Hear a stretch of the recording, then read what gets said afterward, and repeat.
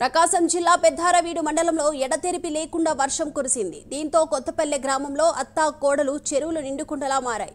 20 సంవత్సరాల తర్వాత చెరువు నిండడంతో స్థానికులు హర్షం వ్యక్తం చేస్తున్నారు. అయితే చెరువుకు ఉన్న అలుగు కోతకు గురవడంతో నీరంతా వృధాగా పోతుందని ఆవేదన పొందుతున్నారు. ఇప్పటికైనా అధికారులు సకాలంలో స్పందించి వృధాగా పోతున్న నీటిని అరికట్టాలని రైతులు విజ్ఞప్తి చేస్తున్నారు.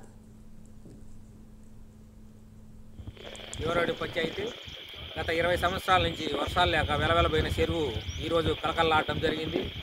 ఈ చెరువు నిండి ఈ సైడ్లో నీళ్లు పారిపోవడం జరుగుతుంది. ఈ ఇరిగేషన్ అధికారులు హైవే రోడ్ను బెజ్జాలు బోడ్చడం వల్ల ఈ చెరువు కోపున కొట్టకపోవడం జరుగుతుంది. ఈ చిన్న చెరువు నిండి ఆ పెద్ద చెరువు గండి పూడ్చడం వల్ల ఈ నీళ్ళన్నీ వృధాపోతున్నాయి. కాబట్టి ఇరిగేషన్ వాళ్ళు తొందరగా స్పందించి దీన్ని పూడ్చి ఆ పైప్ లైన్లు కూడా ఆ చెరువులోకి తీస్తే ఈ చెరువు నుండి ఆ చెరువు కూడా పెద్ద చెరువు నుండి బాగా స్పందిస్తే రైతులకు బాగా బోర్లకు నీళ్ళు వస్తాయని అనుకుంటున్నారు. కావున ఇరిగేషన్ వాళ్ళు తొందరగా వచ్చి ఇక్కడ ఈ మరమ్మతులు చేయాలని కోరుకుంటున్నాం.